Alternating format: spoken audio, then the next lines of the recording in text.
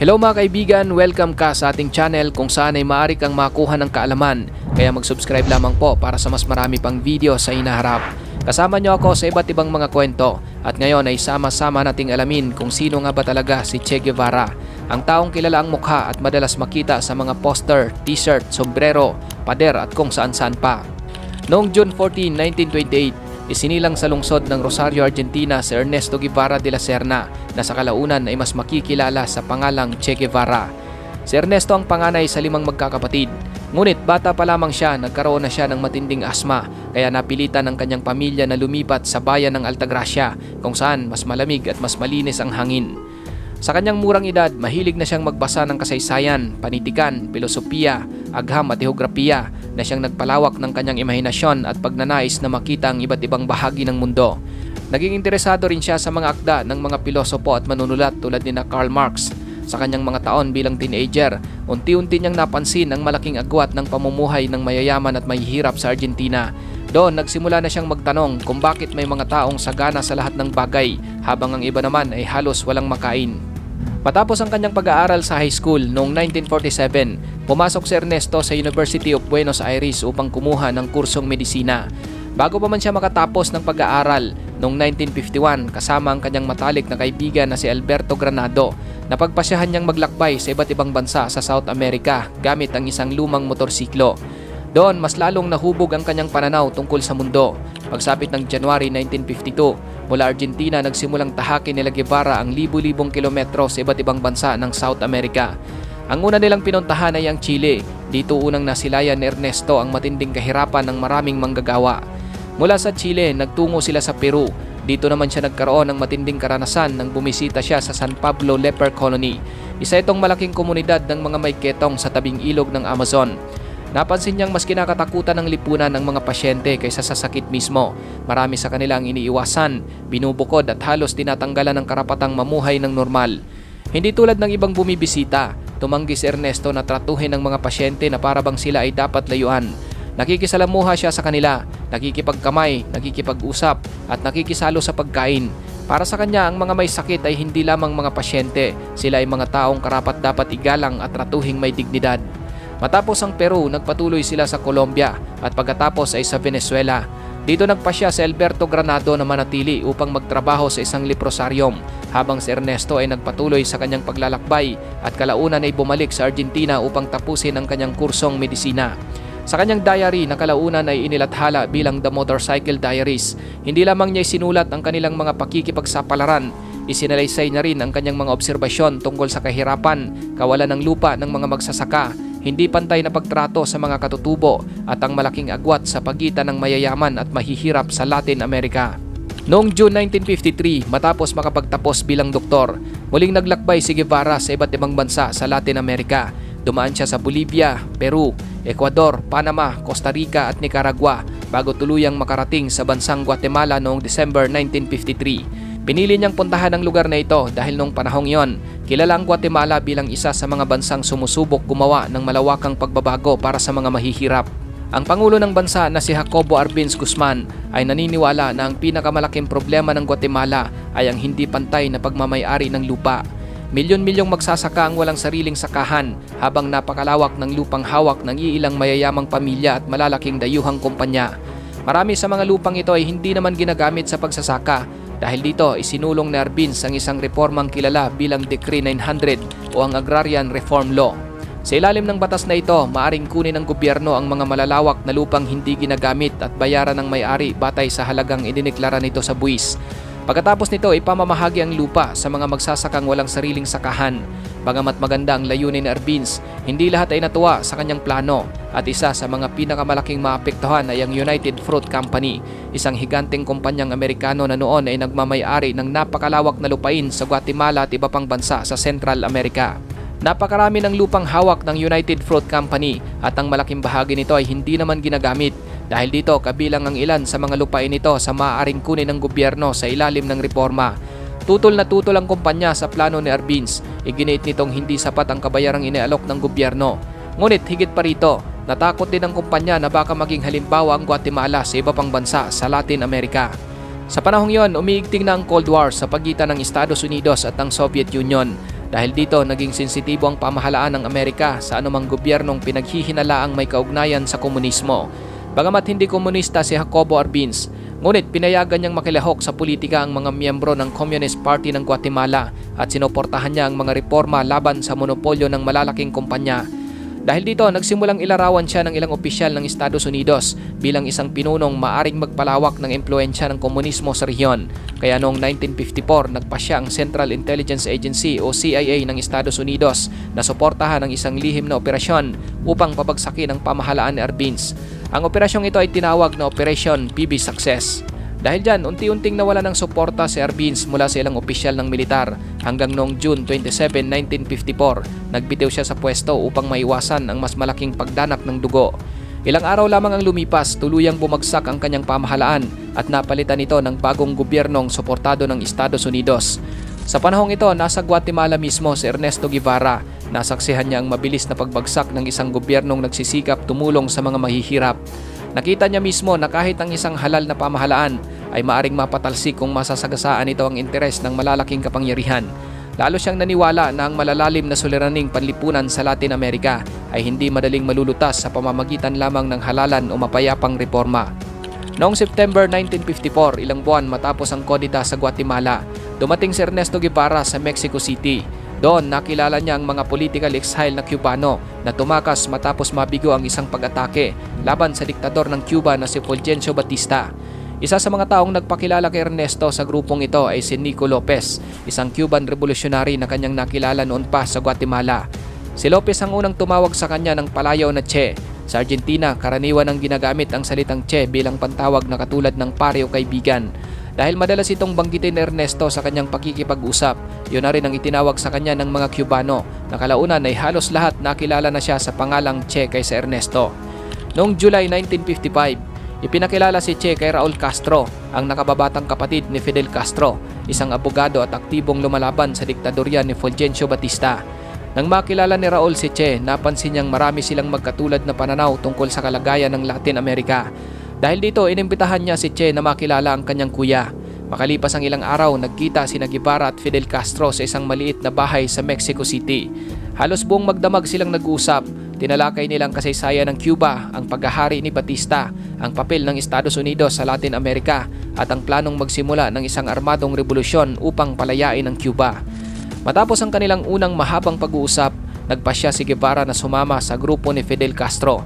Ang orihinal na plano ay magsilbi lamang siyang doktor ng kanilang hukbo. Ngunit habang tumatagal ang kanilang paghahanda, nagsimula rin siyang sumailalim sa pagsasanay sa paggamit ng armas.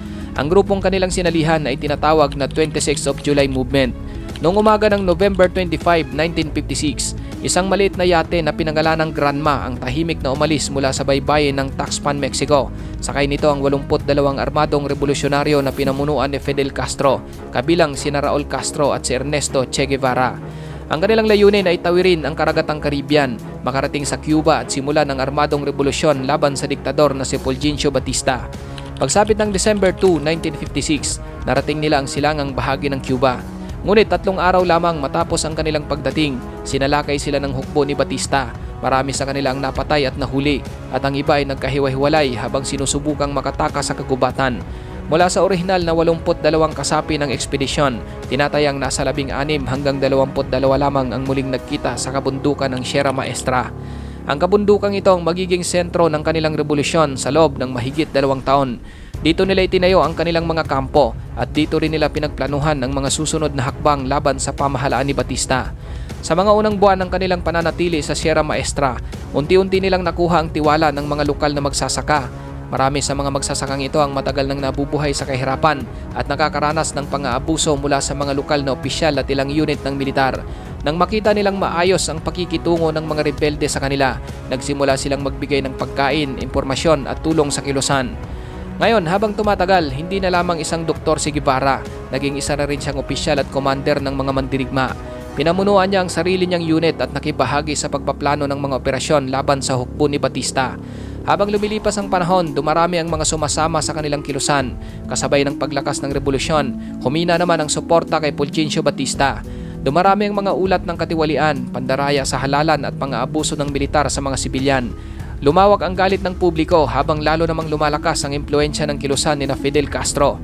Pagsapit ng kalagitnaan ng 1958, hindi na may tuturing na maliit na grupo ng mga rebelde ang kanilang kilusan. Sa puntong ito, nagpasya si Fidel na ilunsad ang isang malaking opensiba. At noong January 1, 1951, tuluyan nilang napabagsak ang pamahalaan ni Fulgencio Batista. Ngayon, bagamat ipinanganak si Che Guevara sa Argentina, malaki ang kanyang naging papel sa tagumpay ng revolusyon. Dahil dito, kinilala siya ng bagong pamahalaan bilang isa sa mga pangunahing bayani ng Cuba. Noong February 1959, pinagkalooban siya ng Cuban citizenship sa pamamagitan ng isang espesyal na batas na ipinasa ng revolusyonaryong pamahalaan. Matapos ang revolusyon noong November 1959, itinalaga si Guevara bilang Pangulo ng National Bank of Cuba. Noong namang 1961, muli siyang binigyan ng mas malaking responsibilidad nang italaga siyang Minister of Industries. Ngayon, habang lumalala ang relasyon ng Cuba at US, lalo namang naging malapit ang ugnayan ng Cuba sa Soviet Union. Samantala, lalong tumindi ang pananaw ni Che laban sa Estados Unidos. Naniniwala siyang malaki ang impluensya ng Amerika sa mga suliraning kinakaharap ng maraming bansa sa Latin America. Iniisip niyang ginagamit ng US ang kapangyarihan upang protektahan ang mga pamahalaang pabor sa kanilang interes at pigilan ang mga revolusyong maaaring magbago sa umiiral na sistema. Ang pananaw na ito ay lalo pang tumibay matapos ang mga pangyayari tulad ng Bay of Pigs invasion noong 1961, kung saan sinubukan ng mga Cuban exile na suportado ng CIA na pabagsakin ang pamahalaan ni Fidel Castro, at ang Cuban Missile Crisis noong 1962 na nagdala sa mundo sa bingit ng digmaang nukleyar. Para kay Che, hindi sapat na mapanatili lamang ang revolusyon sa Cuba. Naniniwala siyang kailangan ding lumaganap ang mga revolusyon sa iba pang bansa upang mabawasan ang impluensya ng Estados Unidos sa Latin America, Africa at Asia. Noong unang bahagi ng 1965, lihim na pinagplanuhan ni Guevara ang pag-alis sa Cuba. Naniniwala siyang hindi sapat na magtagumpay ang revolusyon sa iisang bansa lamang. Iniisip niyang hanggat nananatili ang kolonyalismo, kahirapan at impluensya ng mga makapangyarihang bansa sa iba't ibang bahagi ng mundo, hindi pa tapos ang kanyang laban. Ito ang dahilan kung bakit nagpasya siyang iwan ang kanyang matataas na posisyon sa pamahalaan ng Cuba, pati na rin ang kanyang pamilya upang muling sumabak sa isang armadong pakikibaka. Mula sa Cuba, nagtungo si Guevara sa Congo, na ngayon ay kilala bilang Democratic Republic of the Congo. Bago siya umalis, nagsulat siya ng isang liham para kay Fidel Castro. Sa liham na ito, formal niyang isinuko ang kanyang mga posisyon sa pamahalaan, gayon din ang kanyang pagka-Cuban citizen. Ipiniliwanag niyang nais niyang italaga ang kanyang buhay sa pakikipaglaban para sa ibang mga bansang nangangailangan ng suporta. Ngunit bakit nga ba Congo ang kanyang pinili? Noong panahong yon, magulo ang sitwasyon sa bansang Congo. Bagamat nakamit ng bansa ang kalayaan mula sa Belgium noong 1960, hindi ito nagkaroon ng kapayapaan. Bagkos sumiklab ang mga serye ng rebelyon, kodita at labanan sa pagitan ng iba't ibang grupo. Naniniwala si Che na maaaring maulit sa Congo ang tagumpay ng Cuban Revolution. Iniisip niyang kung matagumpay ang isang maliit na grupo ng mga guerrilla sa Cuba, maaari din itong mangyari sa Africa. Kaya noong April 1965, lihim siyang nagtungo sa Congo gamit ang peking pagkakakilanlan, kasama niyang mahigit 100 piling sundalong Cubano na pawang veterano ng Cuban Revolution. Sa simula mga kapatid, umaasa si Guevara na mabilis niyang maihahanda ang mga rebelde sa Congo. Ngunit hindi nagtagal ay napansin niyang ibang-ibang sitwasyon sa Congo kumpara sa Cuba. Ayon sa kanyang mga isinulat, maraming rebelde ang kulang sa disiplina. Madalas silang hindi sumusunod sa mga napagkasundo ang plano. May mga pagkakataong hindi sila dumarating sa oras ng operasyon o basta na lamang umaalis sa kampo nang walang paalam. Napansin din niya na maraming mandirigma ang naniniwala sa mga tradisyonal na paniniwala na umano'y magbibigay sa kanila ng proteksyon laban sa bala. Bagamat bahagi ito ng kanilang kultura, nag-aalala si Che na nagiging dahilan ito upang hindi pagtuunan ng pansin ang wastong pagsasanay at paghahanda sa labanan. Problema rin niya ang kakulangan ng koordinasyon sa pagitan ng iba't ibang grupo ng mga rebelde. Halimbawa, hindi isa ang kanilang pamumuno, magkakaiba ang kanilang layunin at madalas ay hindi sila nagkakasundo sa mga desisyong pangmilitar. Bukod dito, nahirapan din siyang makuha ang tiwala ng maraming lokal na mamamayan.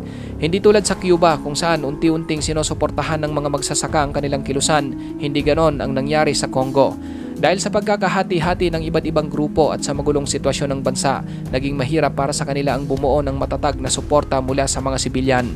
Noong November 1965, matapos ang halos 7 buwan ng pagkikipaglaban, nagpasya si Guevara na wakasan ang operasyon at lihim na umalis ng Congo kasama ang mga natitirang Cubano.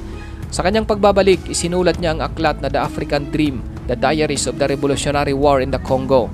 Dito niya matapat na inilarawan ang mga pagkakamali ng kanilang misyon. Isinulat niya na mali ang kanyang naging pagtansya sa sitwasyon ng Congo. Inakala niyang sapat na ang kanilang naging karanasan sa Cuba upang magtagumpay sa ibang bansa. Ngunit napagtanto niyang bawat revolusyon ay may sariling kasaysayan, kultura at mga hamon na hindi maaring basta na lamang ihambing sa ibang lugar. Matapos ang kanyang bigong misyon sa Congo, lihim na bumalik si Che Guevara sa Cuba noong huling bahagi ng 1965. Sa panahong ito, muli niyang inihanda ang kanyang sarili para sa isa pang revolusyon.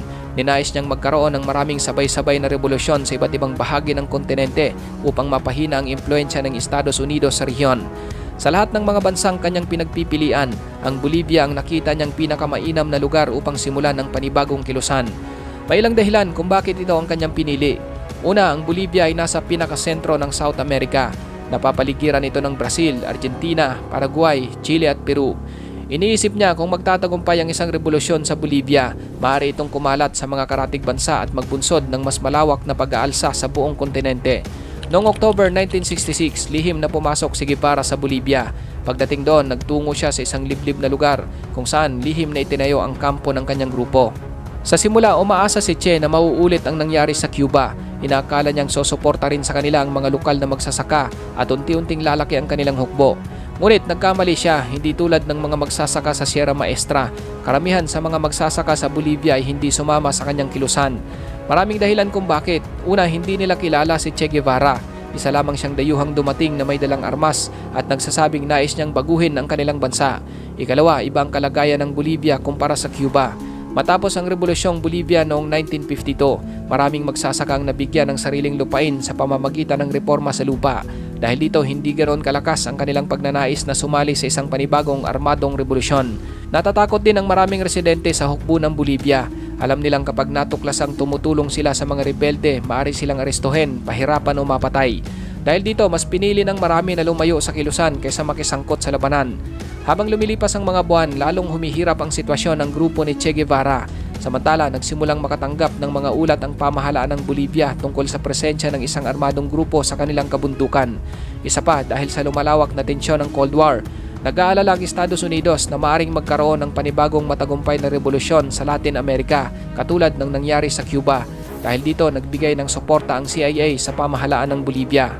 Habang lumiliit ang kanilang grupo ni Guevara, lalo namang lumalawak ang operasyon ng hukbo ng Bolivia.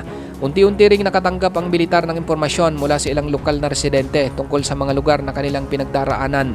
Bukod dito, nakahuli rin ang hukbo ng ilang kasapi ng kilusan at nakakuha ng mahahalagang dokumento na nakatulong upang matukoy ang direksyon ng kanilang paggalaw. Habang tumatagal, lalong sumisikip ang mundo ng grupo ni Che. Sa kanyang Bolivian diary, makikita ang unti-unti niyang pag-aalala. Halos araw-araw niyang isinusulat ang kakulangan sa pagkain, ang pagkapagod ng kanyang mga kasama, ang lumalalang kondisyon ng kanyang asma at ang hirap nilang makahanap ng ligtas na lugar. Noong umaga ng October 8, 1967, narating ng grupo ang isang makitid na bangin na tinatawag na Quebrada del Oro, malapit sa maliit na nayon ng La Higuera. Hindi niya alam na matagal na silang sinusubaybayan ng 2nd Ranger Battalion ng Bolivian Army, isang espesyal na unit na sinanay ng US Army Special Forces bilang bahagi ng kampanya laban sa mga gerilya. Sa parehong araw, bandang tanghali, sumiklab ang matinding putukan. Marami sa kanilang napatay habang sinusubukang makatakas sa masukal na bangin. Sa gitna ng labanan, tinamaan si Guevara sa kanyang kanang binti. Nagtamo rin siya ng sugat sa braso at nagkaroon ng mga galos sa katawan habang sinusubukang makalayo sa putukan. Dahil sa kanyang mga sugat, pagod at matinding asma, hindi na niya kayang ipagpatuloy ang pagtakbo. Nadakip siya at agad na dinala sa kalapit na nayon ng La Higuera. Pagdating sa La Higuera, ikinulong siya sa isang maliit na silid-aralan ng lumang paaralan sa baryo. Doon siya pinaupo habang nakatali ang kanyang mga kamay. Sugatan siya, marumi ang kanyang damit at halatang pagod na pagod. Pagsapit ng umaga ng October 9, 1967, nanatiling nakakulong si Che Guevara. Habang maigpit siyang binabantayan ng mga sundalo, wala pa ring opisyal na pahayag kung ano ang kanyang magiging kapalaran. Sa kabisera ng Bolivia, nagsimula namang magpulong ang mga matataas na opisyal ng pamahalaan at militar. Nang makumpirmang si Che Guevara ang kanilang buhay na nahuli, nagpasya ang pamahalaan na huwag na siyang litisin. Iniutos ng Bolivian government sa ilalim ni Pangulong Rene Barrientos Ortuño na paslangin si Guevara at ang napiling magsagawa ng execution ay ang sarhento na si Mario Terán, isang sundalo ng Bolivian Army. Ayon sa kanyang mga salaysay, nagatubili siyang isagawa ang utos dahil alam niyang ang kanyang papaslangin ay isa sa pinakakilalang tao sa buong mundo. Ilang sandali matapos ang kanilang maikling pag-uusap, pumutok na ang baril ni Mario Terán. Ayon sa opisyal na ulat, iniwasan niyang barilin agad si Guevara sa ulo upang magmukhang nasawi ito sa labanan at hindi sa execution. Ilang bala ang tumama sa kanyang mga binti, braso, dibdib at iba pang bahagi ng katawan. Makalipas ang ilang minuto, idineklarang wala ng buhay si Ernesto Che Guevara. Sa mga panahong yon, ang kanyang edad ay 39 na taong gulang. Matapos ang kanyang pagkamatay, dinala ang kanyang mga labi sa ospital ng Valle Grande kung saan ipinakita ito sa mga media at mamamayan. Kumalat sa buong mundo ang mga larawan ng kanyang wala ng buhay na katawan. Pagkaraan ng ilang araw, pinutol ng mga otoridad ng Bolivia ang kanyang dalawang kamay upang makuha ang kanyang fingerprints upang tiyakin ang kanyang pagkakakilanlan dahil isa siya sa pinakatinutugis na tao sa buong mundo. Matapos magkuna ng fingerprint, iningatan ang kanyang mga kamay bilang bahagi ng opisyal na record ng pagkilala sa kanyang bangkay. Samantala, lihim namang itinago ang kanyang katawan, hindi inihayag ng pamahalaan kung saan siya inilibing. Layunin nilang maiwasang maging dambana o lugar ng pagunita ang kanyang libingan. Sa loob ng maraming taon, nanatiling misteryo ang kinaroroonan ng kanyang mga labi. Halos 3 dekada ang lumipas bago muling nabuksan ang usaping ito. Noong 1995, isang retiradong opisyal ng Bolivian Army ang nagsiwalat ng pinaniniwalaang lokasyon ng lihim na libingan. Dahil dito, nagsimula ang masusing paghahanap ng mga forensic expert mula sa Bolivia, Cuba at Argentina. At noong June 1997, natagpuan ang isang mass grave malapit sa lumang paliparan ng Valle Grande. Sa pamamagitan ng forensic examination, dental records at iba pang ebidensya, kinilala ng mga eksperto ang isa sa mga kalansay bilang kay Che Guevara. Pagkaraan ng ilang linggo, inilipad ang kanyang mga labi pabalik sa Cuba. Noong October 17, 1997, 30 taon matapos ang kanyang pagkamatay, muling inilibing si Che Guevara sa isang espesyal na mausoleum sa lungsod ng Santa Clara, ang parehong lungsod kung saan niya nakamit ang kanyang pinakamalaking tagumpay sa panahon ng Cuban Revolution. Libo-libong tao ang dumalo sa seremonya. Naroon ang mga veterano ng revolusyon, mga opisyal ng pamahalaan at ang kanyang matagal ng kasama na si Fidel Castro. Dito rin mabilis na kumalat ang kanyang larawan sa iba't ibang bansa, ang larawang kuha ng Cuban photographer na si Alberto Curda. Sa simula, hindi ganong napansin ang litrato. Kinopya ito ng mga artist, inilimbag sa mga poster at ginamit ng iba't ibang kilusang panlipunan bilang simbolo ng paglaban at pagbabago. Isa sa pinakamalaking dahilan kung bakit lalo itong sumikat ay ang likhang sining ng Irish artist na si Jim Fitzpatrick na gumawa ng isang high contrast na bersyon ng larawan. Ang estilong ito ang naging batayan ng karamihan sa mga imaheng nakikita natin ngayon sa t-shirt, sticker at iba pang produkto. Sa paglipas ng panahon, ang mukha ni Guevara ay hindi na lamang naging larawan ng isang tao, naging simbolo ito ng revolusyon. Ngunit dito rin nagsimula ang isang nakakalokong kaganapan. Si Che Guevara ay isang taong matinding tumututol sa labis na komersyalismo at kapitalismo, pero ang kanyang mukha ay isa sa mga pinakaginagamit na disenyo sa komersyal na produkto sa buong mundo. Mula sa mga t-shirt at mug hanggang sa mga keychain at souvenir, kumikita ang maraming negosyo gamit ang kanyang larawan. Isang bagay na malamang ay taliwas sa kanyang sariling paniniwala nung siya ay nabubuhay pa. Sa Cuba mga kapatid, nananatiling isa si Che sa pinakamahalagang bayani ng bansa. Itinuturo ang kanyang buhay sa mga paaralan. Matatagpuan ang kanyang mga larawan sa mga gusali ng pamahalaan, museo at mga pampublikong lugar. Ang kanyang mausoleum sa Santa Clara ay dinarayo ng libu-libong turista at taga-suporta bawat taon. Naging simbolo siya ng katapangan, sakripisyo at katapatan sa kanilang revolusyon. Isa siyang tao na iniwan ang komportabling buhay upang ipaglaban ang kanyang mga pinaniniwalaan. Para sa kanyang mga taga-suporta, isa siyang simbolo ng paglaban sa diktadura, kolonyalismo at hindi pagkakapantay-pantay.